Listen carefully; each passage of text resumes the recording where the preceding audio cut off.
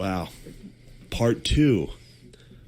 Harder core history. Although somebody suggested it be called Tardcore history. Tardcore history is pretty good. Which is pretty fun. Yeah. More Where accurate, too. we left off on the case of Thomas Francis Maegher. Do you guys remember? Mm-hmm. What's going on? I know he's on the island. Just got exiled to Van Diemen's Land. Yep. He's got a nice little plot. Got a nice plot of land, a 7x7 mile plot of land on Van Diemen's Land. You can find like drawings of it because that's what they had back then. 7 feet by 7 feet? Mile. Oh. Did I say feet? No. You just said 7 by 7. I thought he was going to say, yeah. Sorry about that. 7x7 mile. Like Yeah. a big plot of land. Yeah, He's got a big plot of land. How big is Van Diemen's Land? Tasmania? Yeah. It's bigger than Ireland, I believe. Is it? Yeah. Wow. What's 7? Ireland is tiny. 7 miles by 7. That's like, dude. So he went down. He got kicked out and got like 30 acres. Yeah. Yeah. I mean, they got like a. That's what's up. It is. Yeah. I mean, in the middle of fucking nowhere. So it's You're like just exiled to a shitty. Yeah. How But wide is it's- Manhattan? Is it 8 miles? I don't know. Well, either way. the history cast is off to a flying start. Well, Yeah, I we're think trying to in get a geographic. Yeah. I think an acre I is guess- 42,000 square feet. Okay. Go ahead. So he's in Van Diemen's Land. He's got Van 7 Diemen's miles. Land. I didn't introduce any of the other people in the last episode that were like his boys. Yeah. There's a guy named Duffy who started The Nation, which was the paper that he was writing for back in Ireland. Okay. And these are some of the other guys that are young, that represent young Ireland with him. There's a guy named John Mitchell. These are the important guys. And Smith O'Brien. There was also this guy named Balfe, B-A-L-F-E, who, Balfe? Yeah. Piece of shit, dude. He was a fucking rebel. Or, he's excuse me. spy. He was a spy for the British, dude. He, like, joined up with them and was like, what's up? Like, I'm part of this. And he went to school with one of them. He went to school with Thomas Maegher when they were younger. Mm-hmm. So was he a spy the entire time, or did he Start flip? to finish. When they were trying to plan his uprising, I mentioned this a little. I They didn't say sold his him name. out. Yeah. But he was the one. And then when they caught Smith O'Brien, they used Balfe to fucking point him out, to finger him in the jail cell. But it was dark on the other side of the cell, and Balfe was in a cloak. And he was like, yes, that's him. And they had no idea it was him. But, whoa. We'll get to this later. But, I mean, a lot of this is going to be not very chronological. Balfe fucking followed them down to Van Diemen's Land and kept, like... Tabs on him? Yeah, but he wasn't spying on them really. But he was like, it was this weird, like, I don't know why he did it. He just bought a bunch of land in Van Diemen's Land and went down and lived around them. But he like bought cattle in Tasmania. He had been paid a lot by England for what he had done by being a spy with them.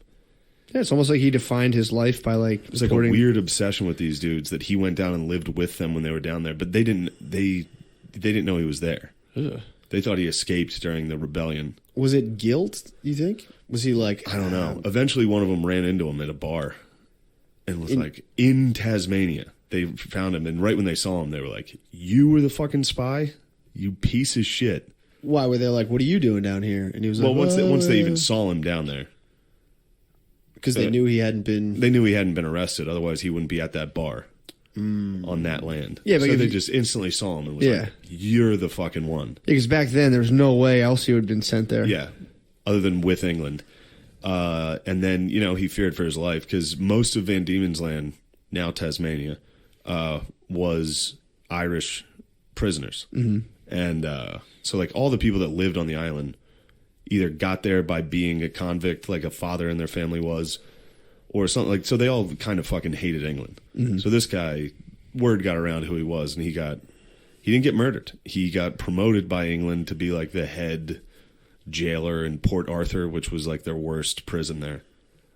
Yeah, no justice, but maybe he'll get his. Who knows? Port Arthur's on in Tasmania, Tasmania. yeah. And that was like where you went for like hard labor, and it was like a really rough fucking prison, like blood like the way they describe it was like blood on the walls. They had the cat of nine tails, that whip they would use, Yeah. and just hit people. Like it was fucking crazy. But so that's where we left off. Is Thomas Maegher's down in Tasmania. Yeah. 1850 was about. I mean, this isn't again going to be that chronological, but 1850 is about where we're at, which was the year Zachary Taylor died. He was a president. Okay. Zachary Taylor died his first year in office because he ate fruit and iced milk at a 4th of July party at the Washington Monument, and he had too many sweet treats. What? That's how he died. He had too many sweet treats and got diarrhea. That was it. And he died 5 days later. Fuck. Holy shit. What's the deal with that? Like, they couldn't just... Like the dysentery and stuff? I don't know. A bunch of other people at that party had also gotten sick. It is crazy to hear people like big time people died. It's like, yeah, just got caught in a cold rain. Yeah, that was it. Yeah, I forget what president was it. Maybe Harrison died because he got pneumonia giving his inauguration speech. Yeah, and he wanted to do it in like a thin jacket or something like that. Yeah. That's hilarious. Yeah, his was the shortest presidency. Yeah. He died giving his inauguration speech like a month later. So the president dies. Zachary Taylor's dead, and in comes Millard Fillmore. So he picked up his term that finished, and that term ended in 1853. But the reason that's important is because Millard Fillmore was looking for re-election from the start. So like right away, he was very pro-Irish. Like the whole country. Like if you wanted to win in office, you would do stuff like. A measure was introduced in the U.S. Senate calling for the immediate release of all the guys in Tasmania. Like the U.S. was very pro. Like, well, at this point, all those people from the potato famine in the 40s, right, were like here. Yeah, between 40 and 50, about 800,000 Irish people came. Right, just in that decade. Yeah, and they immediately made. Yeah, and they made up each of them. Yeah. So like a quarter of the population in Boston, New York, Philly, and Baltimore were all Irish-born people. 1/4 of each city. Damn. Yeah, like all Irish. So like a lot of these politicians, like Millard Fillmore, was doing shit like we need to free these guys, free these young Ireland. Like so, the U.S. was very pro. Like he issued a statement. The president did that if Thomas Marr and his friends ever were able to escape Tasmania. Come to the United States, they'd be pardoned. Like they would never send them back to England. Gotcha. Kind of like Russia did with Snowden. Yeah, shit like that. Yeah. So was it also good politics to just like kind of be like fuck England? That got people excited. Sure. But also, hold on, sorry. So they were holding like rallies and shit in New York for like. For Irish, like they were trying to raise money and guns to send to Ireland for this, like always they did that forever. Yeah, but now all that was diverted into sending money for an escape for all these guys instead of arming them. It was like we need to get these guys off this island. But now we're gonna go back to old Tasmania where Thomas Marr's chilling. His boy Smith O'Brien, the guy who Balfe pointed out, refused to take the deal. Of the 7x7 plot of land. Like he was like, I'm not going to do anything in agreement with you guys. Because they're like, you have to give us your word you're not going to escape. And he was like, no, fuck you. We're not going to make any agreements. Yeah. So they sent him actually to this like small fucking shitty island. I think it's like St. Maria's, which is like right off the coast of Tasmania. It's like this little rock that they built a shack that he just had to stay on. And like with 2 guards. It was like a lighthouse in the middle of the fucking ocean. So it was constant wind and shit like that. And he like got really sick. And it was enough that the guards were like, he's going to die out here. We should take him. So he ended up getting he got a plot of land on the island. Pretty funny story there. He met like this lady. He found a lady on his plot of land and she jerked him off.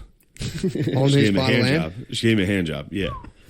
And the 2 guards that were watching were viewing this through a telescope. They were keeping tabs on him. Caught him get a hand job through his fly. Like he just undid his fly and got a hand job through the pants. So they kept notes on this. Yeah, they reported him to the governor of Van Diemen's Land, and they're like, Smith O'Brien received an old fashioned. They called it an old fashioned, and they were outraged that a dude caught an old fashioned while on punishment. He's not supposed to be getting old fashions. Yeah, imagine all the responsibilities of being a governor and getting that medal and be like that motherfucker. That was probably top priority.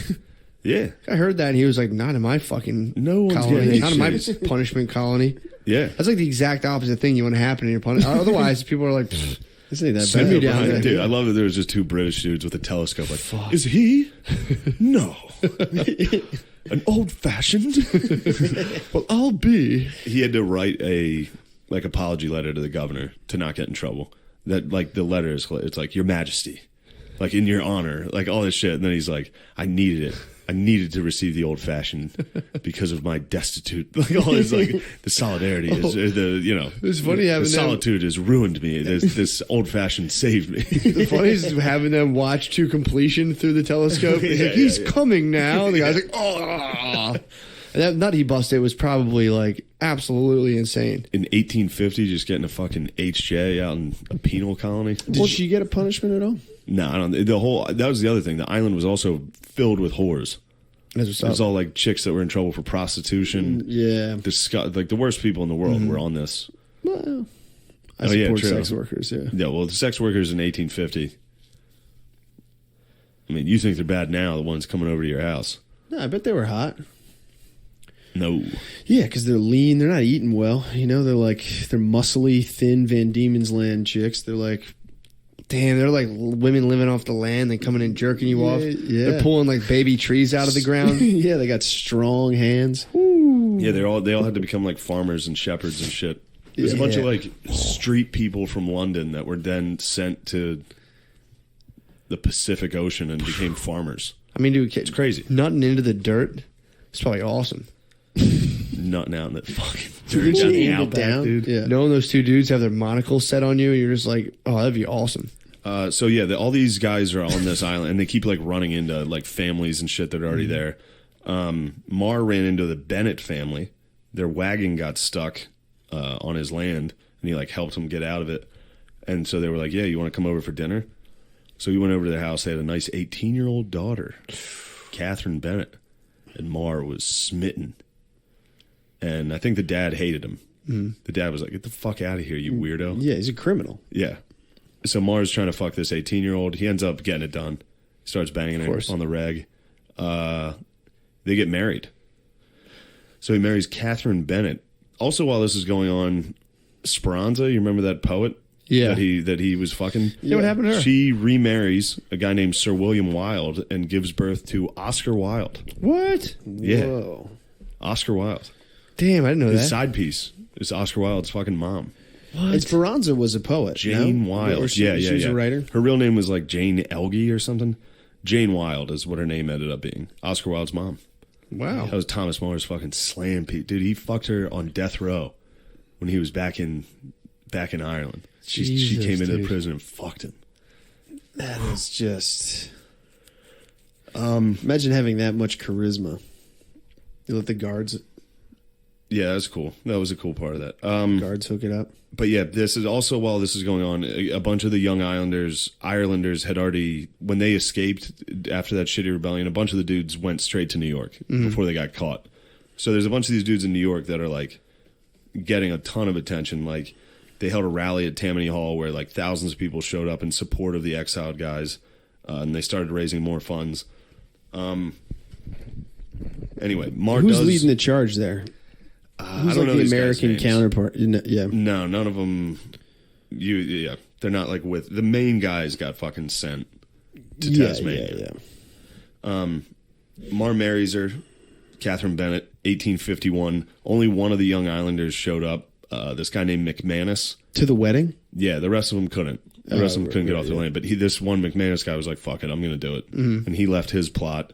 But the only reason he was able to do that because he had already run off. Were they on plot arrest? Yeah, They weren't allowed to leave their plots?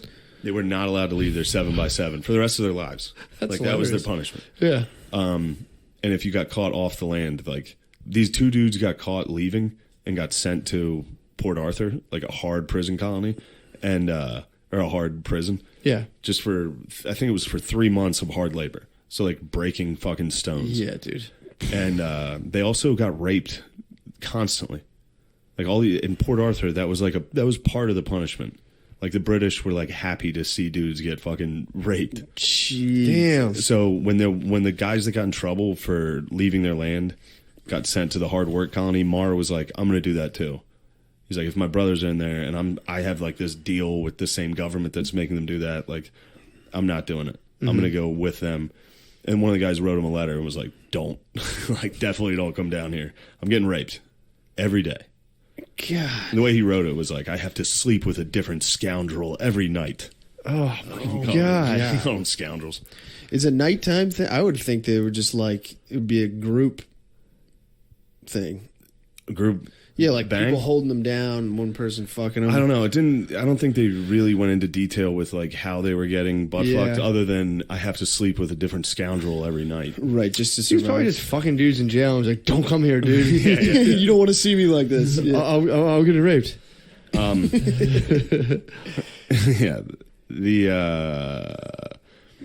So the guy that showed up to his wedding in 1851 to Catherine Bennett was this guy named McManus, who had run off his plot. Like, as soon as he got there, he just ran straight into the wilderness. Yeah. And was living like a fucking weirdo. Damn. So that was another thing. They had these things called like bush raiders, which was just these guys from these prison colonies that would escape, go out and form like Mad Max gangs that would go around the desert and fucking kill everything. Yeah, like nomadic criminals. Yeah, there was a bunch of marauders and shit just everywhere. Damn. Yeah. Whoa. So this guy ran off and was like kind of lone wolf. There's a desert in Tasmania? No, but there's Australian colonies. There's like then in Tasmania they would they'd have the same. I Hiding in the jungle. I don't think Tasmania is that jungly. There is some jungle down there, but I think it might be more desert. I honestly I'm basing this off of like the Tasmanian Devil cartoon, and they like fly up to the island, and it's all jungle, and there's like a volcano Lots in of the cliffs, middle. Yeah. Yeah, the drawing of his house, it looked like pretty dusty, like area, mountainous. Yeah, it probably wasn't cliffs and lush. shit. If it was like a prison Yeah. place, they probably try to pick like a shitty place to send them. Yeah, so that guy showed up at the wedding and was like, "Hey, I'm gonna fucking leave Tasmania. Like, I'm getting the fuck out of here. It was good to see you. Congratulations on the wedding. And will you take my dog?" He gave him his dog, which is a greyhound named Brian.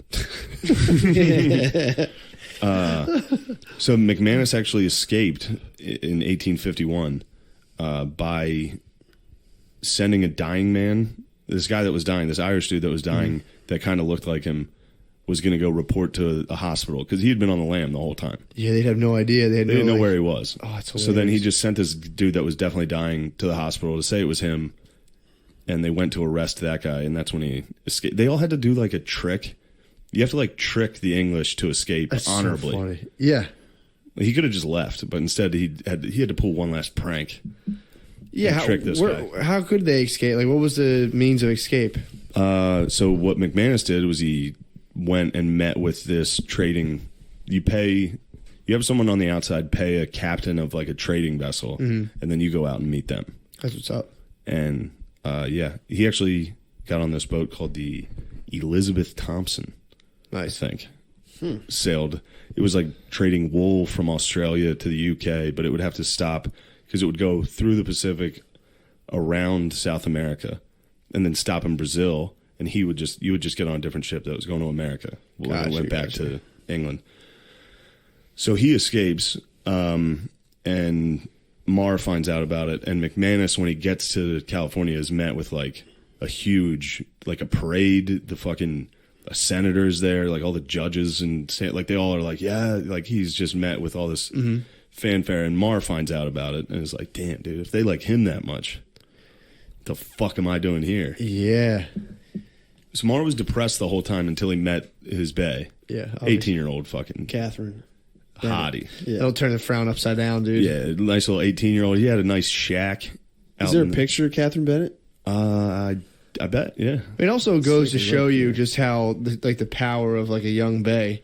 Yeah. Being exiled in fucking Tasmania, and you just start fucking an 18-year-old, you're like, ooh, that's not that bad. Yeah, I mean, There's also something extra hot that it's like in a Van Diemen. Yeah, it's like a prison colony thing, and you're all trapped there. There's he something built like a nice hot about house. He has a that. dog. He's got a patch of land that he's farming on. He's right on a lake is where his house is. So he would go out and sail every day on the Esperanza. That was the name of his boat. Wow. Named it after his old bae. Wow, She was had no Catherine idea. available? I don't know. I'm sure she knew actually. Maybe.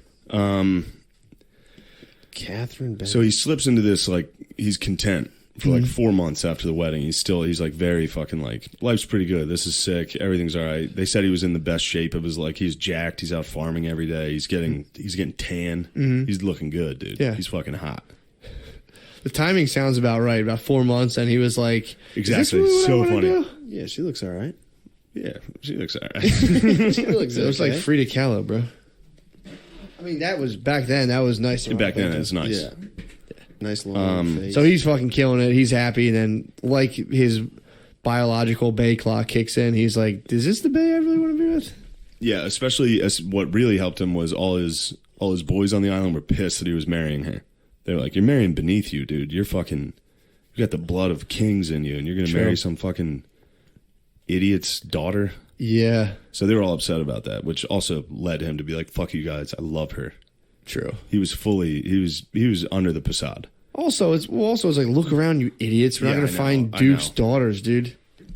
That was a high offense back then. If you got lowly sniz, people were like, "Dude, what the fuck's wrong with you?" Yeah, no, they were like everybody was upset that he married her. Yeah, dude. But yeah, 4 months in of like a good life, he starts to be like, "What am I doing here? I gotta get the fuck out of here." So he starts to like plan an escape. He tells his bae she's gonna have to chill because at this point she is pregnant, which that probably helped the reason why he wanted to escape. He had a pregnant bae, and he was like, "Listen, you stay here. you guys wait here until I get to America, and then I'll send word. We might not see each other for like 2 years." Yeah. That's the plan. She's pregnant, and he's like, "All right, we're not gonna see each other for a while." Also, what the fuck can she do anyway? What do you mean? Back then, if you told your wife and you lived on 70 acres of land, you're like, "Yo, I'm out. I'll be back." It's like, what, you gonna fucking write a letter to somebody? Yeah, and it's like, She just had to sit there and wait for you. Then it's just like, all right. Well, yeah, fuck. she wasn't a criminal, so she could leave. Okay, yeah. But she was pregnant, and the plan was for her to go to Ireland to stay with his dad in like their nice place. Gotcha. Because the dad's still rich. That makes more sense. Yeah. Also, it didn't. Last episode, I said it would take like 11 months to go from Ireland to Australia, which was wrong. It takes like 5 or 6 months. That's still crazy long. The reason I was thinking that was because Mitchell, that guy I told you about, his ship, when he got shipped out, stopped in South Africa for like 4 months on the way because they were going to try to drop him off in South Africa. This is right when South Africa was having like a kind of an uprising, and they were like, "No, you can't put prisoners here." Like that was a big thing for them. So his ship stayed in port for like 4 months, and they didn't let him off. Mm-hmm. He stayed on the fucking boat in the cell. It sucks. Jesus. Fucking sucks. So Mars plan his escape, which is crazy because the letter, like he's sending a letter to the United States and then to his dad in Ireland from New York, gets the letter, and then that's how he's communicating, via letter, to set up an escape. And each letter takes, like from the New York to Ireland to send that letter, you could mail it at Christmas, they said, and you wouldn't get it until April. Fuck. Like, Jesus so the communication on it is just a handwritten letter. How's he getting this mail out? Is it just I like, think you're allowed to mail things. and no one's like checking Yeah, what's they're in like, it? on your word, you promise you're not going to escape. Yeah. It's like, I gave you my word. Also, the chance of letters being lost it was probably like 50%. Letters being lost all the time. Like Yeah, just a ship fucking sinking. Yeah, dude. We're just blowing off the top of a pile of letters. Yeah. I'd be like, whoops. So yeah, to like arrange this escape is fucking insane. January 3rd, 1852 is when Marr makes his escape. Also in 1852, interesting, the Australian gold rush. There's a ton of gold in Australia. Really? Yeah. Who's Which getting is that gold? Irish prisoners there? England. But yeah, there's a huge rush of people to Australia, non-prisoners. So now regular people are starting to move in, and they're like, we can't have any more prisoners down here. So that starts the beginning of people being like, all right, no more. You can't make this a penal colony. Yeah. Because now regular people are moving down there. And now a lot of regular people are moving down and getting rich, and then being like, no, I make rules now. Yeah, it makes sense. No more fucking prisoners. So yeah, it's pretty funny how he escapes too. He writes a letter to the governor saying that I'm escaping today at noon. Because you had to have your honor. Like you couldn't break your word. Yeah, you got to give him your word. You have to have like a trick Yeah. like the way McManus sent like a dying guy to the hospital and was like, "It's me. Just kidding. I'm leaving." Yeah, you had to like do you had to have sick. something cool. Why? I don't know. What is that? Because then then you'd have to go around like people thinking you're like a weasel. Yeah. Because it's like rather than you breaking your word, you kind of were like a mastermind more than like just a liar.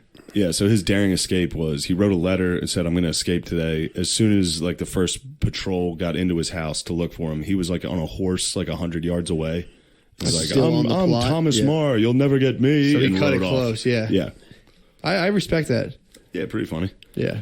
Upon word of his escape, the governor announced in the newspaper that he was going to send him to Port Arthur, that work camp, and make him the bottom sawyer under a very good top one. He's going to get So raped. just in the paper, he was like, "I'm going to make sure he gets raped by a big guy if we catch him." A Sawyer? Yeah. He must have had a lot of like rapists on the payroll down there. There's a ton of rapists. You think that was like A lot back of them. then? That was like a cool thing to do? What? Just be like a rapist? I don't think it was cool. I don't think it was ever cool, but it was just like, hey, we got these guys. They do this kind of Send them to damage. use. Yeah. They were sending people down there for fucking nothing. True. So that you could, I mean, in the same area of like paroled rapists, there was also like you got caught stealing a goose. They were trying to get rid of poor, shitty people in London. Yeah, that and makes just sense. Shipping them off Any reason. for anything. Like makes sense. fucking, if you were a debtor, like if you were in debt. Like, all right. So this is when he rides off, because he like gives them a chance to catch him. He like goes and he rides north up to the top of the island, and he's staying like on the way. Everybody there hates the British, so they're like, "Yeah, stay at our house." Like everybody's with him. He's never gonna get caught. Was there like an underground railroad for dudes getting off the island? Yeah, except it was just every single house. Yeah. Would help you. Would hide you, help you. But the plan was he gets up to the north where he finally meets these two brothers, and they have a small, shitty raft that they built, like something you would escape Cuba from. And they're going to take him to this shitty island that's 2 miles off the coast where he's going to meet that ship. He actually meets the exact same ship that McManus got. That's pretty wild. So It is fucking weird, yeah. boat. Well, I guess there's only a couple of players in the stowaway game, too. Yeah. So it's he goes to this island that's on it's in the strait between Tasmania and Australia. It's where the Indian Ocean meets the Pacific Ocean. The water, because of the current, like it's like a river. Like it's very fucking wild. Shit. So they're on this shitty boat. He's got these two retarded brothers leading the brothers are fucking hilarious. There's sharks everywhere. There's so many sharks. Oh, there's probably a ton. There's tons of sharks that the brothers are just hitting with oars because there's mako sharks. They're like smaller. These guys are just fucking whacking them. But they also said you could see giant fucking shadows underneath you. All great whites. Holy shit. Sharks would just, as soon as a boat was on the water, sharks were following. The water's probably crystal clear, too, back then. They said anytime there was like a calm, because normally it was like waves and shit because of the strait. But like anytime there was a calm, you'd look down and see. It took 2 hours to get out to the side, 2 miles. Pretty wild. Yeah, I On can't the raft? imagine. On the raft. Yeah. Fuck. 2 hours of just like, oh, we're definitely going to die. I can't imagine how many fucking sharks there were in that area before like they even started hunting and killing them. Probably pretty much just as many, dude. They're probably, I bet weren't there even was touching them. Oh, that's what I'm saying. I bet there was tons and tons and tons of them. Yeah. So then they get out to this fucking island and they start to realize like, oh fuck, maybe we're fucked because this plan is just from letters. Like, was it Tuesday when that's supposed to come? Like, they didn't know. Yeah. When So were the boat's brothers coming. also trying to get out, or were they? No, the brothers were staying. Yeah, they're just like transporters. The brothers were just helping them. So they had enough food for like a day, which they instantly obviously run out of. And the next day, the brothers are like, we got to get out of here. Like, just write down on a piece of paper that we didn't kill you so everyone knows we're not traitors. So Marr writes down like the Bennett brothers are good dudes. That's what's up. There was also a dog on the island, like a stray dog was just on there, and the brothers were horrified. They're like, "That's a pirate's ghost. He's gonna get us." It's fucking great. It's the idea of surviving the sharks and then being afraid of a dingo. Yeah. Like fucking crazy. So now it's like a day later. The brothers leave. Mars just on a fucking desert island. Mm-hmm. There's no food. He has to like climb a cliff every day to steal eggs from these birds that he just keeps eating. There's snakes everywhere. And then he's on the fucking island for 10 days before the ship comes. On the 10th day, he's like starving to death, just sitting there, and a ship of pirates lands.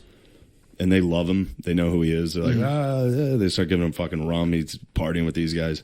Then he finally sees the ship, and they give him the pirates give him a ride to the ship because he can't swim. He's like dying.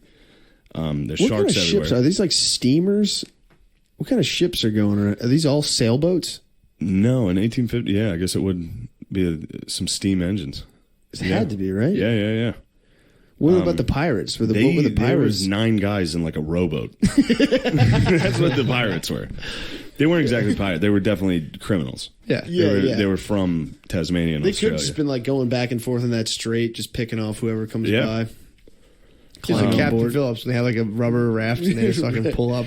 Dude, so also there's some funny stories about people that also tried to escape.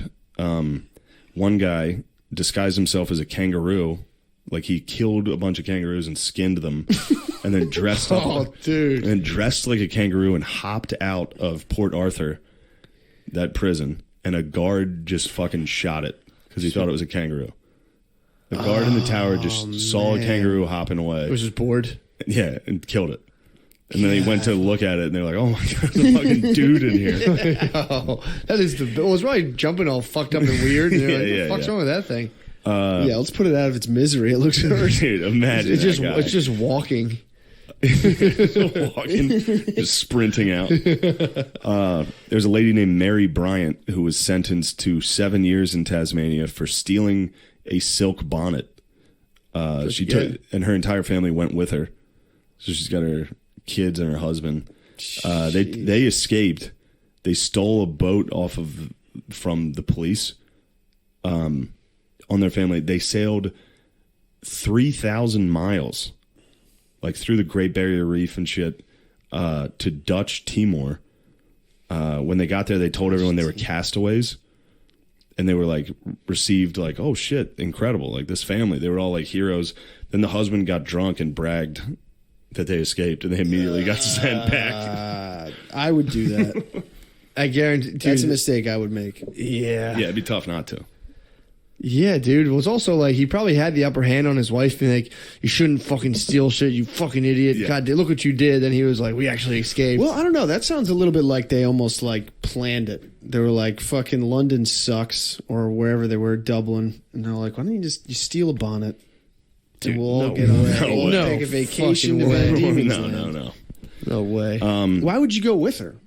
Because you have to go. Your whole, when you Otherwise did you'll shit, they never see punish your her whole again. family. I think they Is used to that right? punish the whole family Yeah, back true. then. Yeah, Yeah. you had to. Yeah, I guess. Unless she started a family down there, which makes sense. Also, Yeah. either way, the husband got fucking hammered at a bar in Dutch Timor and was like, "We actually are prisoners." One guy, Alexander Pierce, stole shoes. That's why he got banished. Hilarious. Him and 4 other guys escaped. Their boat, they sucked. It just washed them back on shore, a different part of the island. But it was so isolated that they started to starve to death. So they drew lots to start eating each other. What the Yeah, fuck? yeah. These 4 dudes ended up just eating each other. Pierce was the only one that survived. He ate 3 dudes. The cops showed up after he ate his last friend and then hanged him. Oh God! Oh What my! a miserable way to go. Yeah, And what a the- good what- escape. Like, and they did that all through just drawing straws. Yeah, they yeah, didn't yeah, fight yeah. it out. They were just No. like, yeah, I guess. Well, I think they were all starving to death too, where it was just like Yeah, how much? the first guy they drew lots for. I'm sure the rest just died. Yeah. And they ate him. I'm gonna stop talking shit on like convenience stores and like gas station snacks and shit. It's like, oh my god, gotta appreciate them. It's like, why does all the food on the highway suck? It's like, yeah, it used to be like Used to you be just your walk, friend. eat your friends. Yeah, like really fucking Cheez-Its. Oh, All right, so the island he was on, I already talked about this. After 9 days on that island, blah, blah, blah. I'm still fucking stuck on that, dude. If there wasn't restaurants like every 500 feet, you die. we would just start eating each other. We'd literally start eating each other. 100%. Sorry, please. No, It's so fine. fucking weird. It's crazy. God, It's I would also, I fucking mean, what eat a you guys. horrible fucking shitty escape attempt. They sailed like up the coast of Tasmania and just got shipwrecked and then ate each other. And one guy got hung, At the end. got hanged. Oh, dude, yeah, it is weird when you have no money and you're just like when you have no money and you're just like, I literally can't get food. Yeah, you It's become a an very animal. weird You feeling. Yeah. become a fucking animal. Yeah. You end up stealing chunky soup from your parents. yeah, Driving 2 hours with a grocery bag full of canned goods. Soup, yeah, it's good. Just running through fucking easy passes with no money on your easy pass. Just fuck it. Yeah, yeah. Oh, fuck it, dude. Thank God for Easy Pass. You could even do that. All right, so Thomas Maegher gets off of Tasmania, gets on, again, the Elizabeth Thompson, which I thought was pretty sick. He got on the exact same boat McManus escaped on. They sailed around South America, and he switched ships in Brazil, sailed for New York. So he gets to New York, I think it's like 1852. Oh, so they went east. Yeah, Whoa. yeah. So he gets to New York, and it's gangs in New York. Like, that's when he's in New York.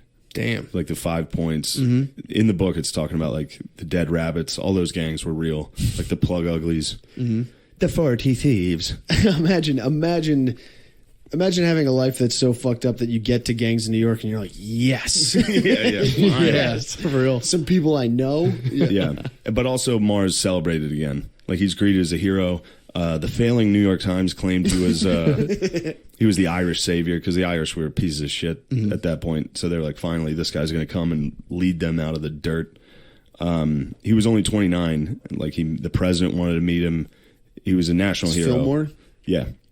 So Fillmore's still trying to like come on, Irish people. Yeah. Draw a picture of me shaking his hand. Yeah. Yeah, it's like Trump and Kanye.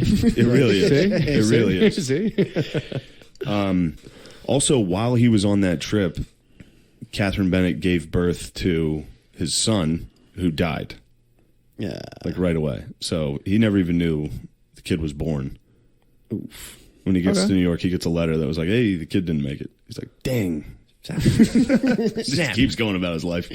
In New York, like, there's all these nativists. These guys, like Bill the Butcher and Gangs of New York was like part of this, like, get these fucking Irish out of here type thing. There's the Know Nothing Party. Now, what are these guys? Are they like British? No, they're very American. They're basically fucking dudes that are like, get these Mexicans out of here. Yeah, they're like colonial settlers. They're Yeah. taking our jobs. Yeah. They've just been there for a long time. Are they Dutch? Yeah. They're all like Anglo, Protestant, shit like that. Yeah. Little history of the Know Nothings. 1844, the Philly riots in Philly. They had a big meeting. They formed a militia against what they called the Bloody Hand of the Pope, called the Wide Awakes. They were woke. Fuck. They started saying woke. Wide Awakes. Such a They had a name. huge rally in Kensington. That's where they held their rally, in fucking Kensington. And they all freaked out during the rally and just went around and burnt all the Irish churches, beat the shit. They killed 40 people. Yeah. There was like a nun that tried to stop them. They just hit her with rocks. Jesus They had a huge Christ. book burning. What was pissing them off about the Pope? They hate the Pope, dude. They hate Just- the. Was it It's coming just from Irish something? Catholics. No. They're saying that this was the Pope's like army to try to ruin, to make the rest of the world Catholic and listen to him and It was shit. MS-13. Yeah, it was. Yeah. And it's funny how this shit just repeats itself. Yeah, I mean entirely. These guys are rapists. So they, they burned like an Irish library and fire station. They just, went wild. Yeah. But that's how they got their name, the Know Nothings, because whenever police would ask them what happened, they'd all be like, I know nothing about that. Yeah. So there's literally a political party called the Know Nothings that was founded off of that. Just lying, perjury. Yeah. Pleading the fifth. All right, we're getting there. Yeah, we getting are. through Yeah. this. What, He's a tired boy over I'm there. chilling, man. Wait, so at this point, had the Irish sort of taken over the police in Philly? Were they like, Yeah, and the Know Nothings started to try to put together laws of like, Irish people can't be cops, Irish people can't be firefighters, yeah, Irish people definitely can't be in office, shit like that. I think that was like reverse psychology. It's named a bunch of like hard, shitty jobs, and like, and you guys can't be landscapers. Yeah, you definitely can't be trash men. Like, I'll be damned if I can't be a trash man. So they also started making like laws to try to limit immigration. Like they tried to build the wall. Yeah. They would make like the dimensions of a ship that was carrying people over had to be like really small, so it couldn't fit a lot of people, which just resulted in them just cramming people in. Yeah. Dying on the way. Yeah. While Maegher was in New York, he was giving speeches. That's how he was making money. He was like traveling around. He was a road comic. Yeah. He was going around giving speeches, getting paid a fucking ton to do that. Finally, Catherine Bennett does show up with Maher's father. She had been sent to live with the father over in Ireland, and everybody was like confused as to how they were together because she was like real quiet and like to herself, and he was out, Yeah. giving, just fucking around. Yeah, Also, I think that the makes reason's sense, though, simple. It's like I was stuck on a fucking island, and she was a hot 18-year-old. Yeah, and he was a womanizer. He was out. It was party I time. was to say, how did it go? Party time, Once she dude. got there, he was probably like, "Hey, Yeah, once she got there, she had to like travel with him and go to like parties and basically again, he's a Girls fucking, kept coming he's a up road to him, comic. and she would like just stand there. I swear to God, I don't think she was like against that. She was like, Yeah, she man probably has had like desires. main bitch energy. Yeah. But she hated New York. Obviously, she was living in fucking gangs, New York. Yeah. She went back to live in Ireland with his dad. makes sense." But while she was in New York, she got pregnant, and then died during childbirth back in Ireland, giving birth to his son, Okay. who lived. But then they were like, it's better for him to be raised by the grandpa. Yeah. So his dad just Raised him. raised his. That's- He just had a son in Ireland that he couldn't see legally. I mean, that's a 360 slam dunk, dude. Yeah, Thomas Maher had a fucking Yeah. big time come up. He's like, oh wait, my wife died too. In childbirth, and then you're also- gonna raise my kid. Yeah, It's like big time. that was another letter he got, and he's like, "Sweet." Maher actually did fall into like a deep depression, and he was still going all over the country, like just drinking, giving speeches. He was like, this isn't what I'm built for. But eventually he met this lady named Elizabeth Townsend, who was like a rich WASP. Like the Townsends were like royalty in New York, Protestant, Anglo, fucking. So everybody in her, now he was marrying up, and everybody on her side was like, if you marry him, you're out. Yeah. You're out of the family. Whoa. And he wrote like a pretty sick letter to her that was like, you're gonna, if you marry me, you're gonna have to take on all my crimes. Like it's gonna be part of your life too. It's pretty cool. Pretty neat stuff. That is pretty. Imagine. So what? So she married him. Yeah, he marries her. So now his boy Mitchell, all of Young Ireland has escaped Tasmania. Hilarious. And yeah, they all just Not immediately looking good for the governor. Yeah. He's like, they tricked me. God damn it. That's I how I'm definitely fucked this up. I don't know where I wrote the next this. girl I date. I feel like I'm gonna have to be like, you have to take on all my crimes. Yeah, all of my crimes are following both are of us. on the internet now. Yeah. It's definitely not a place, and I might run into it again. But while they were in Tasmania, which, by the way, it changed from Van Diemen's Land to Tasmania around this time because everybody wanted to get rid of that old stigma of this being a prison colony. Yeah. That's why it changed. Right. Ah, crazy. They also, Tasmania was granted like sovereignty from England. They got more rights on this prison colony than Ireland had. What? Yeah, like while Young Ireland was in Tasmania, Tasmania was granted, like you can have your own parliament and vote and all that shit. So they all got papered. Yeah. I suppose the money hit that place, and they were just like, all right. Yeah. And Young Ireland helped write like Tasmania's constitution. They did all that for Tasmania. It was pretty sick while they were there. So they all escape. Mitchell, though, the guy I was talking about, I think Mitchell was the one who, no, that was Smith O'Brien. Mitchell was the one who was stuck on that boat in South Africa. Mm-hmm. When he got to America, he became a pro-slavery writer. Okay. Which that was where there was a big divide. Like he went south. He got to New York, hated it. Yeah. Because all those like WASPs, like Maher's father-in-law, like they hated the Irish. And then you go south and it's like, no, they like us here. And it was easy to spin because the South was fighting against the government. Yeah, You know what I mean? Right. And they're like, this is the same struggle you guys just came from. Yeah. But Maegher then, you know, he was going on the road a lot. He didn't feel good, but when he met his new bae, he got like a new fucking life, and he started to feel good about himself, and he started a paper that was anti-slavery. Okay. So Maher's anti-slavery, his boy Mitchell pro-slavery. Started kind of a rivalry between two former fucking dogs. Mitchell was like excited to finally have some people he could shit on. Yeah. That was also It's pretty funny if they're talking about it. Like, well, the important thing is we can have an open conversation about this. yeah. Like, I mean, at least we can hear each other's viewpoints out on this.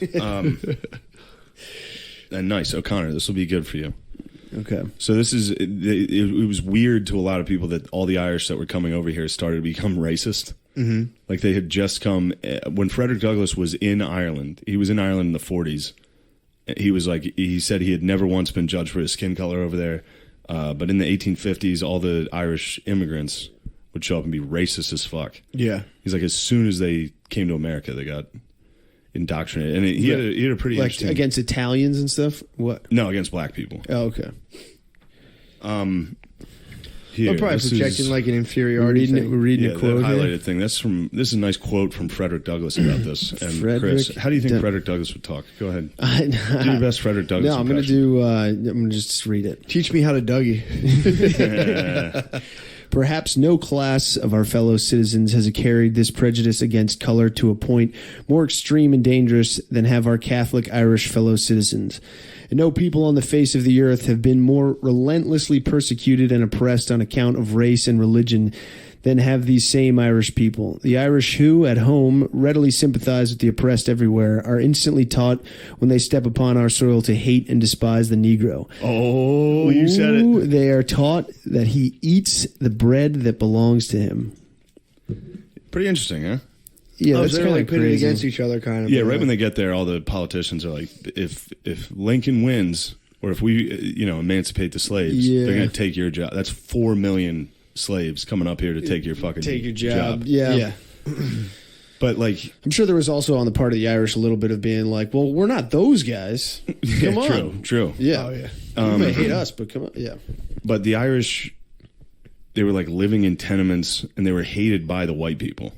So it was a weird, like, that was the mentality. That, like, if they do free those slaves, they're going to come up here and take whatever shitty job we have. They also probably just didn't give a fuck.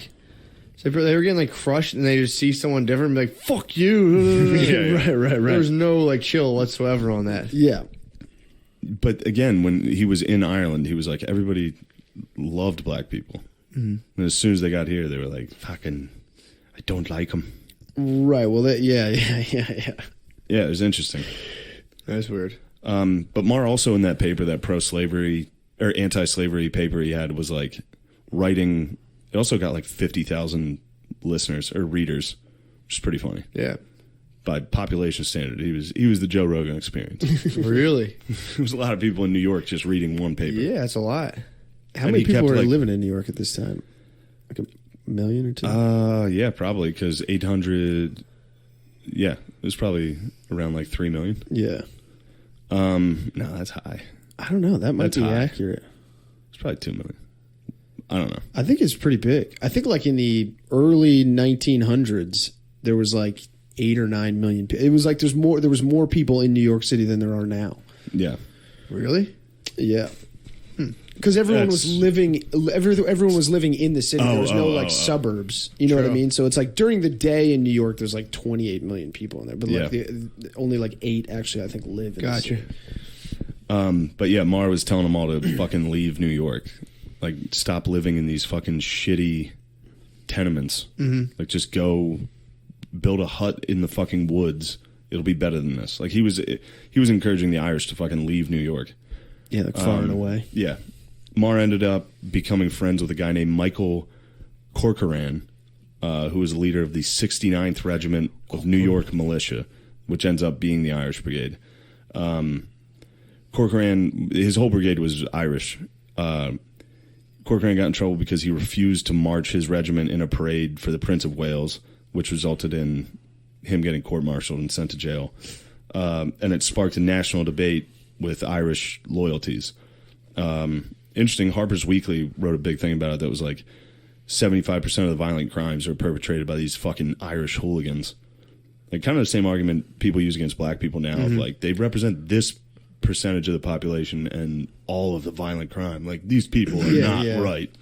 Wait, that's weird. Why were they marching for the Prince of Wales? Why would the Americans want to do that? Not to fight a parade. No. Yeah. Well, no, I'm saying like we were boys with the England British at that point. Yeah. I thought there would still be like, fuck the king. No, it was 1850. It's not like... the Irish hooligans started then. That was a term for the Irish people there. Also, the term paddy wagon came from just constantly arresting Irish people. Enough that they stopped using carriages and just got like a truck. Just threw like 40 people in the back. Marr ended up defending Corcoran, and that like fucked up his public life. It kind of slowed down his gigs. He got canceled. He got canceled. He definitely got canceled. He was like, I'm pushing boundaries, bro. So there was like a national debate that the Irish couldn't be trusted in uniform and definitely not as officers. So they all started getting kind of like kicked out as officers in the army. Now, what year are we in here? This is... It's got to be close. It's probably like 1858, 59. Yeah. It's getting close. Actually, 1860. So are they starting to like rally up for, is a war brewing? Do they know war's coming? Yeah. So what's going on now, like there's a lot that led to this, and I ended up writing down and listening to a lot of stuff about like the start of the Civil War. While Marr got canceled, he ended up selling his newspaper, and he took his bay down to Central America. Just went on a nice trip. Went down to Where? Costa Rica. Nice. Whoa. Which, when he got there, the president of Costa Rica met him. And also, he was doing diplomatic work on the side for President Buchanan, who was in office at this point. He was Jimmy Buck, James Buchanan. The only we played a shitty high school called James Buchanan. Jimmy Buck? We used to call him Jimmy Buck, dude, and they sucked. We used to beat the shit out of Jimmy Buck. Named after that president. Yeah. Was he from PA? He's the only PA president. Whoa. Jimmy Buck. Nice. Pretty crazy. We only had one. Yeah. You know? True. B. Frank wanted to run. Ohio had like 8. Really? Yeah, Ohio had a bunch. Yeah, I guess those Frank like would have Midwestern ran, governors, right? Yeah, we could have had him. What's that? Midwestern governors, right? Yeah. That's where that's the Now pipeline. you're talking Midwestern. And just around the corner is a nice Midwestern senator by the name of Abraham Lincoln. But no, Jimmy Buck was like James Buchanan was one of the worst presidents ever. Also, why? Rumored to be gay. He never had a first lady. He was the only bachelor president. Really? Jimmy Buck, dude. What? Yeah. So he ended up being what's called a doughface, which is a northern with southern sympathies. So he was trying to like ease all this anti-slavery shit. Because right now, there's only like 30 states. The whole other side of the country is empty. Yeah, it's just territories. California eventually gets added because of the gold rush. Right. Same thing with California Tasmania. still like Mexico at this point? Yeah, it's like Mexican succession or something. We already had that war. Oh, okay. But yeah. So Jimmy Buck's like, when each time they add a new territory, they have to decide if it's pro or anti-slavery. And Buchanan's pretty weak on it, and he wants to keep everybody happy, so he keeps being like, yeah, you can do whatever. Like in Kansas, he issues this constitution that's like, you guys, Kansas and Nebraska are the same territory. It's Kansas territory. And he's like, you guys can decide yourselves, which just results in what's called bleeding Kansas. Mm-hmm. But people just start fighting each other? People just started fighting each other like crazy. Yeah. Like, that's what we're going to get to John Brown in a second, because he was out in Kansas. John Brown's sons were out in Kansas, and they were like, there's a lot of anti-slavery shit out here. And he was like, don't worry, dude. I'm coming out there. That's a good place to start. Rides out there. They murdered like 5 dudes with swords. Whoa. Yeah, they had wild shit. John Brown gets nutty. Also, the Dred Scott case happened in 1857. Now, you've all heard that, you know. Yeah, I have no but idea. But no what one knows it what it is. Dred Scott was a slave who his master in like the 1830s was a military officer. So the guy got transferred all the time to different states, different territories, and each different state had different rules on slavery. So like he would go to like fucking Wisconsin, which was free, Yeah. and still be a slave. Did he have like a tight crew, or did he have like a big group of slaves he was bringing from? I don't know. Was it just like I don't know how like many. housekeeper kind of stuff, He had Dred Scott and Dred Scott's family. and that's it. I don't know, Yeah. but when that guy died, he gave Dred Scott and his family to his wife, and that's when Dred Scott filed a complaint. And I think it was in St. Louis. When he was in like a free state. In Missouri, he filed a thing, and they ruled, the first hearing ruled that he was free. And then they took it to the Supreme Court there and ruled that he was not free.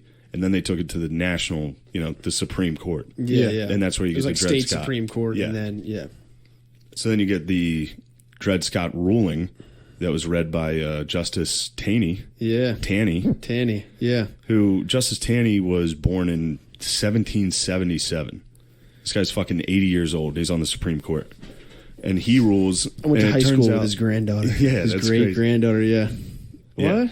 Yeah, I went to high school with his great granddaughter, and I saw like it was like a couple months ago. I saw her. She was like Great-great. posting. Had to be it had to be great-great. great. Yeah. She like was posting stuff on Instagram or something about just like apologizing for. She like gave like a speech apologizing for her grandfather and like the decisions he made. Yeah. Yeah. Spoiler. Yeah. Yeah, it doesn't go Dred Scott's way. Justice Taney, or Taney, however you say it, also Buchanan kind of was like supported this decision. Buchanan, when he got inaugurated, he was like, whatever they decide on this case, I will definitely support.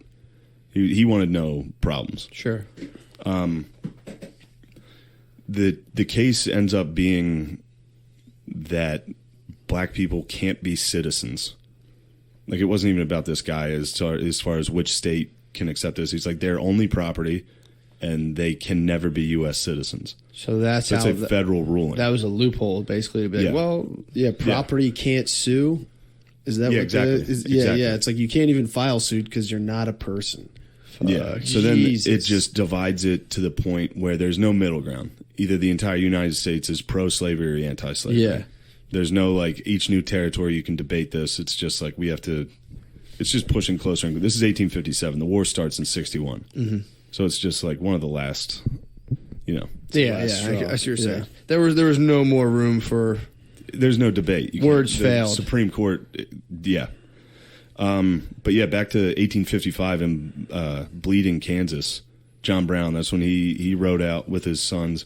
John Brown had 20 kids. Whoa. He had With the same woman? one woman gave birth to 7. Then he married a 16-year-old who had 13 kids. Jesus. She was 4 years older than his oldest son. Also, imagine being a person and then having people be like, "Oh yeah, you're not a person." And you'd be like, "Wait, what?" And what was what just John doing? Brown's a honky, by the way. John Brown's a honk. John Brown's a honky. He's I like thought John Brown was a black no, dude. no. John Brown's a like hardcore religious abolitionist. What? Yeah, he's like a Calvinist Dude. He was raised by like a super religious family that's like slavery is a mortal sin, and it's it's a stain on this country. How the fuck? I thought John Brown was a black John dude. Brown's a honky, dude. Yeah, I kind of thought that too. Wait, who are we thinking of? Nat Frederick Turner? Douglass? Frederick Douglass. No, who's the dude Yeah, who yeah. rushed? Who's the slave that bum rushed and attacked the one time? That's Nat Turner. But John Brown led. He was trying to thought lead it a was John slave Brown. I revolt. thought John Brown was a black dude. No, John Brown's white. What? John Brown starts. crazy. Yeah, we can go into him for a little bit. He goes into Kansas. Two of his sons go out to Kansas, write a letter back to him like it's fucking crazy out here. There were fights. There were constantly towns. People would go in and murder people. Pro and anti-slavery people were fighting everywhere. I think that's where the Jayhawks, the name Kansas Jayhawks comes from. It's one of them. Yeah, it's a term for like anti-slavery people. I Okay. forget. Yeah, I was going to say otherwise that name would be changed. Yeah. John Brown goes out with his dogs, murders 5 dudes with like a sword, takes the 12 slaves that they owned, rides them to Canada from Kansas, like in the winter, which is nuts. When he's in Canada, he like meets with like Harriet Tubman, Frederick Douglass. Like he's like, I always thought John Brown was like a fucking lunatic that no one really cared about. But he was like actually like boys with Frederick Douglass and like talked to Harriet Tubman, and she supported him, but Harriet Tubman was like, you need to fucking chill. Cool your jets. Yeah. Yeah. Why did he kill 5 people with a sword? Was there like something at stake, or he was just like? They were pro-slavery dudes. He just went out and fucked them up. Yeah. Damn. They had like small battles of like hundreds of dudes fighting. Jesus Yeah. Christ. Yeah, it was like With, it wasn't a mostly state. swords. No, they had Guns, yeah. Rocks and stuff. Yeah, I bet Harriet Tubman was like, "Yo, you're gonna bring the fuzz down." Like, Yeah, that's what Frederick gonna Douglass heat told him. things He up, met yeah. with Frederick Douglass, and his plan in 1859. 1859 was Harper's Ferry. That's when he's like, I'm going to set up a stronghold in the mountains in Appalachia and attract free slaves, or like attract slaves and start like a rebellion. And he met with Frederick Douglass to explain that plan, and Frederick Douglass was like, don't. Like, you're gonna fucking get us in a lot. Like, we're gonna get killed for this. yeah, Like, that had to be. things are gonna be really bad for slaves if you do this. Yeah, That must have been terrifying for Douglas to be like, Yeah. no, Dude, don't. dude. I know, Right, you know right. your heart's in the right place. Yeah, but yeah. Don't. having to explain that to like a white dude who's like, no, it's gonna be cool. It's trust gonna me. be fine. Yeah. Also, John Brown had declared bankruptcy. Like, he just failed at every business venture. He had like 20 businesses that failed. I mean, he was a Total fuck up. I wonder if he ever. but I he wonder if he ever. also- Go ahead. Sorry. he was a fuck up in that sense, but he also, like they said, he worked hard and like Yeah. it was just like, he was very stoic and very like, I'm on a mission from God to destroy slavery. Yeah, I'm sure he was like, my thing is to destroy slavery and all this other shit. Yeah, is yeah, just yeah. I'm a bad fucking tanner. nuisance. Yeah, I'm sure Yeah. people just point to his like balance sheets or his like they're looking at like his like flow charts or whatever and just be like, well, here's your problem, bro. You don't have fucking slaves. It's like, God damn it, I have to hear that one more fucking time. Yeah, maybe. For real. Seriously, dude, it was like Apparently, Mark Twain was a shitty businessman too for his whole life. Really? Yeah. So is Ulysses S. Grant. Really? Yeah, it's just nothing but failed businesses. He was drunk too. He's like a Yeah, drunkard. that's right? who I was thinking about doing next. Yeah. I don't know. We'll get to Grant eventually. He's Oh, yeah. fucking sick. He's an but interesting so character. John Brown's kicking around. John Brown in 1859 is like, here's the plan. We're going to go take Harper's Ferry, which was a federal arsenal with thousands of guns. He's like, we need to take this arsenal to supply our revolution. He thought he was going to get a lot of help. They ended up only getting like 5 free black dudes to join them. They all had wild names. One of them, fuck, I'll think of it. So him and 5 dudes. He had 17 white dudes, I think. Okay. Wild names like DeBrickashaw or like Native American. No, like crazy, like like Dred Scott, like shit like that. Yeah. Like one, fuck, I forget his name, Newbie, something. I don't know. Newbie had a sick story. He was a freed slave that was joining up to raid Harper's Ferry because his family was close by. You know, he was going to free Yeah. his wife. Yeah. Oh shit! Yeah, he tried to Django Unchain it. Did he? He got killed right away. Did he really? He got killed right away. Yeah, and his wife got sold to Louisiana. At least he tried. Yeah, he made a fucking good Appreciate the effort. Yeah. So anyway, Harper's Ferry fails. They go in. What's funny is the town started shooting back. Like the townspeople just picked up guns and started like sniping them. Oh. Like 3 of his sons were with him. They all fucking died. They ended up hiding in like a fire hall. Like they set up shop in like a fire department. Okay. And like barricaded the walls. There was like 4 of them left. Mm-hmm. And the colonel sent down by the militia was Robert E. Lee to go shut it down. Robert E. Lee and Jeb Stuart led like 80 Marines to the fire hall, and they were like, Jeb Stuart went up to the door and was like, hey, you gotta surrender. And John Brown's idea was like, why don't you give us a head start and then you guys can try to catch us. Fair. And Jeb Stuart stepped back and waved his hat, which was a signal for the Marines to, he was like, no, you fucking idiot. And they sent the Marines in, which Robert E. Lee gave the order, only bayonets. Don't fire your gun. Just go in and fucking stab these dudes. So they break in and, Stabbed to death. Yeah, one guy got pinned up against the wall with a bayonet. Pretty fucking sick. Died stuck against the wall, threw him. Pretty wild. But John Brown got arrested and hung. And at his hanging, it was pretty sick. Stonewall Jackson was just there watching the hanging. And, like, they all reported on how sick John Brown was. Like, how, like, serious. Like, he just took it. Yeah. And he... Like, it was almost like he never thought he was going to succeed. Like, the best thing he could have been at Harper's Ferry was a martyr. Yeah. Like, he compared himself to Samson. Yeah. If you remember that story, like, when Samson gets captured by the Philistines, the way he just destroys the whole... He literally tears the roof down and kills himself and everybody, which is what John Brown did. You know? Damn. How'd he kill everybody? They just hung him. He started the Civil War. Oh, shit. Yeah, like, really broke out. He was like, you guys can kill me, but your day of reckoning is soon. Ooh. Yeah. Fuck, that's The awesome. bell tolls for thee. And they went and just beat the fuck out of the South after that. Yeah. It must have been crazy having Robert E. Lee watch that, processing all those events, and being like, what an idiot. Yeah.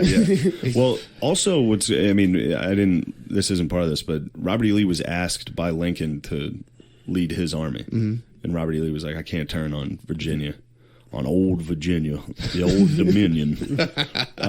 Anyway, back to Maegher during this whole thing, who, while he's down in Costa Rica, he puts together a plan to lay out a railroad that the U.S. government would buy that connects the Pacific and Atlantic. Meanwhile, he's like, I can get paid now.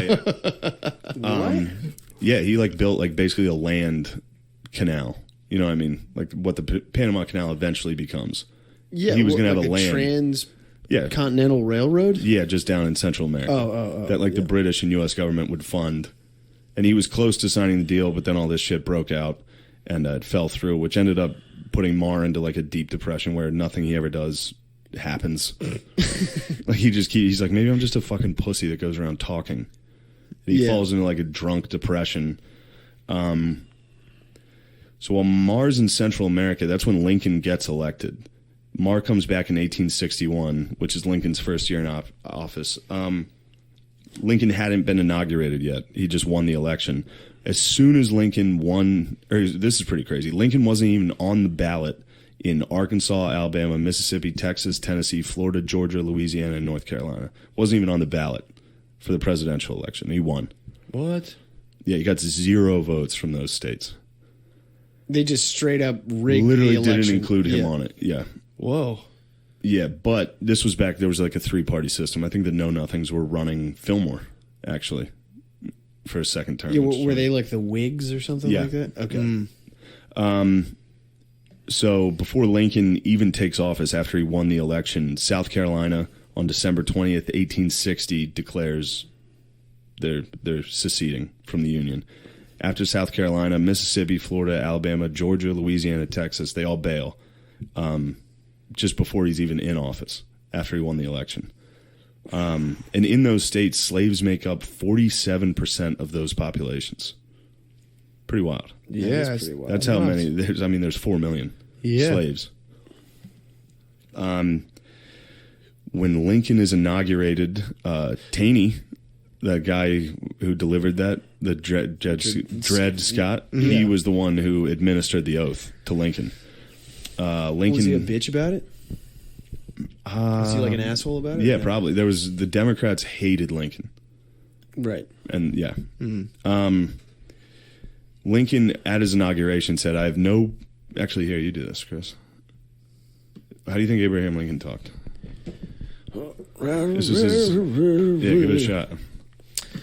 I have no purpose, directly or indirectly, to interfere with the institution of slavery in the states where it exists. I think it's all right. I believe I have no lawful right to do so, and I have no inclination to do so. So yeah, at his inauguration, Abraham Lincoln's Lincoln. like, I'm not going to... 1861. Yeah, he was like, I'm not going to... In the states that already have slavery, I'm not going to try to abolish that. I don't think it's legal for me to do that. But in the new territories, that's where he would fight for it. And that's about where we're going to leave off. Maegher wasn't sure what side he'd be on in the Civil War. Cochrane... Does he come back to New York or D.C.? He's back in New York. Okay. Corcoran, his boy, was still in jail for not marching in front of the king, and the North was the one who put him in jail. Mitchell's still down there rallying. There's 80,000 Irish citizens in the South, and Mitchell's telling them, like, fucking join up. Where's Mitchell headquartered? Mitchell, I think, is in Tennessee. Okay. And whenever Maegher and his wife had gone down to the South, they loved him. They treated him well. They loved the Irish down there. But Maegher, on April 12th, 1861, found out exactly what he was going to do. And this was the first battle of the Civil War that broke out at Fort Sumter in South Carolina. And Maegher was like, I'm fucking done with the South, dude. I'm going to fuck them up for this. What pissed him off? I don't know. I don't know. It was probably something about honor. Yeah, maybe. There's got to be honor related. Like, I don't think anyone died at Fort Sumter either. They just shot at each other. It was a federal fort in South Carolina, and they just bombarded it, like bombed it for a while, and eventually they surrendered it. Was that like a Star Spangled Banner? Where does the Star Spangled Banner? It's the War of 1812. Okay, I think in Baltimore. Okay. But yeah, man, that's. So he just was like, "Fuck it, I'm fighting with the North." Yeah. Oh, he's from New York. He was living in New York. Yeah, he was in New York, but he was torn, and then I guess that was the one. It was something like a calling hat. Like he just felt. Because again, he just got back from fucking Central America. Yeah. And he was like, I'm a loser, dude. Nothing I do works. And then as soon as the war broke out, he felt, compelled to participate. Yeah. But yeah, that's where we're gonna leave off. So now he's gonna fight with the Union soldiers now. Yeah. And Corcoran just gets released from jail. They're like, you boys. Why did they let him go? The war broke out, and they're like, we're gonna need the guy, all hands on deck. the guy who's leading the Irish Brigade. Let him out. We're gonna let these Irish boys loose. Yeah. But interestingly enough, Mitchell's rallying a Southern Irish Brigade. I don't want to get too deep into it, but I know for a fact they fight each other at Fredericksburg. What? Whoa. I don't know if Mitchell's leading them or not, but I know the Irish Brigades shot each other in Fredericksburg. Damn. Whoa. And just the Southern dudes were up on a hill behind a wall just murdering these Irish dudes, the other Irish guys. Kind of a mess when you think So about. they were crying the whole time while they were doing it. Really? They're like, those are our lads down there. That's a mess when you take it all in the context of like them starting in Ireland, getting butt fucked by England, coming over here, and they're just falling into little social circles and like, we're gonna fucking kill you, and they're like, what the fuck? Yeah, man. Yeah, I'm interested to know what convinced them to do that. Because it seems like they go Confederate all the way. Aside from the fact that there's just a shit ton of Irish people in the North. Yeah, and I mean, a lot of the people in the North were just like, hey, we're going to give you soup and $1. I was just about to say, like, all right, we're in. This is still like Yeah. running out of food's a very serious and realistic threat. Right. Now, it's kind of like a cliche, but even in Gangs of New York, like those dudes, Irish dudes getting off the boat, and as soon as they get off the boat, they're handed a fucking rifle and a uniform. They're like, congratulations, you're a U.S. citizen, you're also in the what Army. do they call that? It's not Shanghai. No. What? No. There was something. It has a name like. It's like it being impressed into the army, but there's something else. They called it something else, where they were just like, you're in, and you don't have a choice. I also forgot to include that Maegher became a U.S. citizen at this point. Oh, they finally Because gave it to him? a lot of the pressure from the know-nothings, which was like getting rid of immigrants, Yeah. he like had to do it. So he's a U.S. citizen at this point. Gotcha. Also, there was some other wild shit that led to the fucking build up to the Civil War. Like this dude, representative from PA, fucking knocked out a boy from the South, dude. He was like, I'm not going to let some fucking pussy tell me what to do. And the Southern dude was like, or the Northerner was like, some fucking slave driver piece of shit. He fucking punched him in the face. It broke out into a brawl Damn. in the House of Reps. Then You gotta get that going again, dude. yeah. Need some They brawls. do that over in like Ukraine. That's what I'm saying. Just break out into a fist fight. Need some brawls. There's also a guy, this dude, I think from Massachusetts, Charles Sumner. This Southern dude, like basically beat him to death with a cane in the house. Jesus. Like it cracked his skull open with a cane. Fuck. Yeah, debating the slavery thing. And then the guy who did it, I forget his name, the Southern guy. Like people would mail him new canes. He came back with a cane that said "Do it again," engraved into it. Pretty wild, man. It was. I mean, it led to a fucking civil war. That's fucking nuts. Yeah. Yeah, man. Act. Well, that's part 2. If you can sit through it again, we're Yeah. going to get to the Civil Yeah. War Well, things are heating up. where Maegher is gonna lead the Irish Brigade. Mm-hmm. It's fucking nuts. Pretty nuts. So he broke his cane on someone, and they gave him like a new one. And like Southern conscription. Conscription. There That's it what is. it's called. Yeah, You know what's weird too? they're conscripted. So and this is like total aside, but I was following. Have you been following the Zimmerman lawsuit? No. Yeah, I saw Zimmerman's suing the Oh, family for $100 million. Yeah. What's the weird part was, there's a couple things. You know, he sold his gun afterwards for $150,000. The gun he used to kill Trayvon Martin auctioned off for, I think, for $150,000. Yeah, I see what you're getting with this. It's like the cane. Well, it's similar, but Like just like morons being like, yeah, which is weird. But he apparently there was one of the key witnesses. There was a documentary a guy did. The guy who did Dreams of My Father, who like said like Obama was actually the son of like a communist or something. What's that guy's that like Indian looking dude? What's his name? Dinesh D'Souza. Yeah, Is that the guy who did Dreams of My Father? I don't know. I don't. Never mind. No, it was a Wait, different Dreams guy. of My Father. That was a book Obama wrote. Yeah, that's a book Obama. Okay, wrote. never mind. So my bad. There's a guy did a documentary about Obama being the son of like a communist, not his dad. The one they say is his dad in Dreams of My Father. This guy like, no, it's not. He did another documentary saying like the key witness was like Trayvon Martin's girlfriend is not who it is, and he like allegedly proves this to be the case, that they used a fake witness in this. And then they show the 911 tapes, and apparently they've been cut up and spliced. So that was, dude, he's suing his family. But the weirder part is I was watching a thing. They're saying like people who like these like measured individuals who watched it, and they're like, yeah, I know it's fucked up, but he might win this case, which is going to start going Jesus crazy. Christ. Yeah, man. So everyone's laughing it off, but apparently if you watch this video, but the guy Wait, where did you hear this? Is this one of those things? Who's that guy who It's like on Glenn Lowry. I trust Glenn Lowry. Yeah. Dude. Glenn Lowry and John McWhorter are like they're university they're pretty professors. solid, They're not. They don't get sucked up into the shit. Yeah, The worst part is they're like, dude. The worst part is we're just kind of like, fuck. I mean, they're like, I hope this isn't true, but you watch it and you're like, yeah, it might be. Yeah, true. because that was their latest podcast, right? It was like revisiting Trayvon. Dude, that's a good series, 2-parter. That would be crazy if it was like, who's that guy who like they accused of killing his wife, and everyone was like, oh, he's guilty. He like dyed his hair blonde and like. You guys remember this? Yes. And it was like I just assumed that he was guilty, but apparently, then there was a documentary where he was like totally innocent. I mean, this dude, he definitely did it, but they're saying like the circumstances is reported under. What was that guy's name? So look out for it. Well, sorry, that just reminded me of that. No. It's all good. Yeah, I don't know. That wasn't as I wanted to organize this more, but. There's a lot to get through. It's like dense. So much, and then I got into Dred Scott and Kansas and John Brown.